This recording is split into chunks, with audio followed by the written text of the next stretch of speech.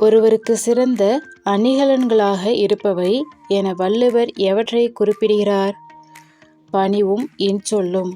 Second question, முதல் தேசிய கல்விக் கொள்கை எப்பொழுது உருவாக்கப்பட்டது? 1968. இந்தியாவின் மின்னியல் தலைநகரம் என்று அழைக்கப்படும் நகரம் எது? பெங்களூரு. அடுத்து பொறுத்துக.